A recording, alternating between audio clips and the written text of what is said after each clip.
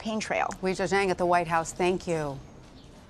President Trump will meet with Russian President Vladimir Putin in Helsinki, Finland in 2 weeks. Mr. Trump's national security advisor, John Bolton, said Sunday that the president will bring up Russian election meddling at their meeting. The election meddling issue was definitely something we talked about, and I thought it was significant. Meddling now. Yes, absolutely. Meddling in the 2016 election and our concern about what they're doing in the 2018 election. And what President Putin said, through a translator, of course, but what he said was there was no meddling in 2016 by the Russian state. Very little happens without Vladimir Putin's okay. Well, I think that's an interesting statement. I think it's worth pursuing. I'm sure the president will want to pursue it. Midterms are just months away, and there are still unanswered questions about how to protect this year's elections and who is responsible for doing so. Editor-in-chief of CNET News, Connie Guglielmo, is in San Francisco, and senior writer at Wired, Issy Lepowski, joins me here on set. Thanks to both of you. Connie, are lawmakers working with Silicon Valley ahead of midterms to prevent any potential interference? Well, I guess it depends on how you define working together. What we understand is that 8 of the major tech companies held a meeting at Facebook in May and reached out to the Department of Homeland Security to find out if there could be some dialogue and communication, and that really didn't seem to be the case.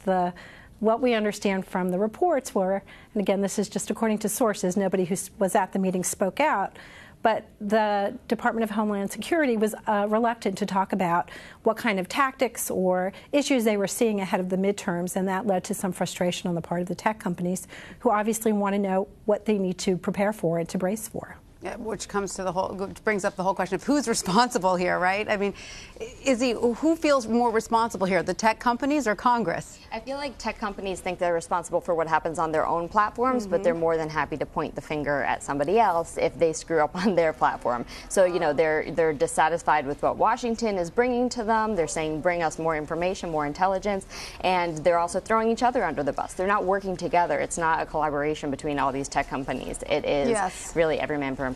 So, Izzy, we watched so carefully when Mark Zuckerberg was questioned by Congress through his congressional hearings, and it seemed often that lawmakers did not quite understand the technology. They did not often even understand the questions they were asking, it appeared. So, do we have more clarity now? Is Congress clearer on what exactly it's expecting tech companies to do?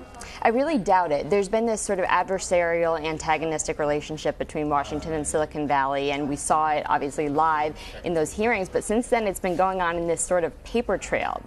Congress asked Facebook to answer all these questions, and they have, you know, repeatedly released 500 pages at a time, 700 pages at a time. It's really impenetrable, and in some cases doesn't answer half the questions that are in there. I was going to say, has Facebook gotten back on every single question that Mark Zuckerberg said we'll get back to you on? Absolutely not. They selectively have answered, and they've certainly turned out a vast volume. I think on Friday night they released over 700 pages of answers. But if you look at any one of those given answers, they're dodges, they're ducks.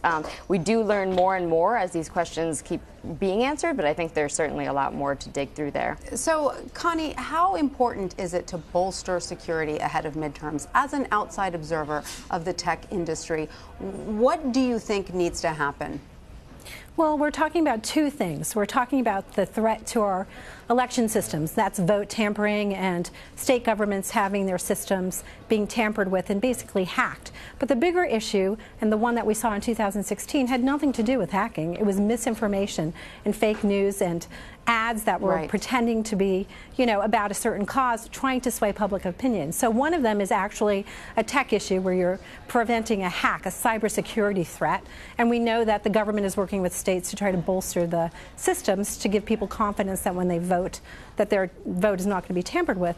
But the bigger issue, the one that Facebook, Mark Zuckerberg, and others face, is the fake news, the propaganda aspect of what's happening. And have you seen improvement there? I mean, there's been a lot of press about, you know, closing accounts and rooting out the bots. Have you seen some improvement?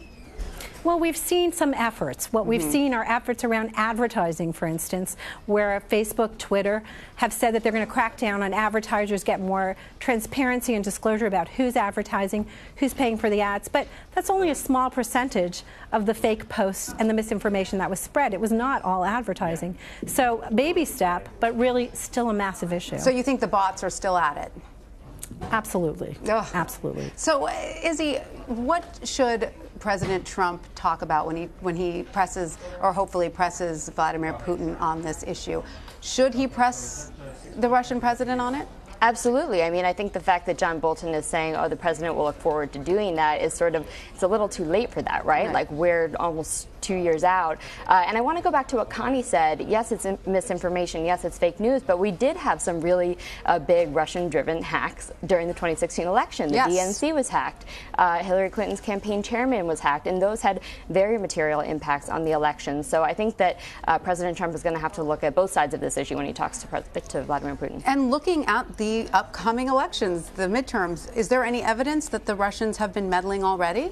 Well, the intelligence community says yes, they're doing it now. They're absolutely active. If you ask Facebook, they say we haven't necessarily found any evidence of this, but we're actively looking. We're developing technology that's looking. They're, saying that they're practicing vigilance. But I think that, the agency, the Internet Research Agency that we saw spreading all this propaganda in 2016 is getting a lot better at covering their tracks.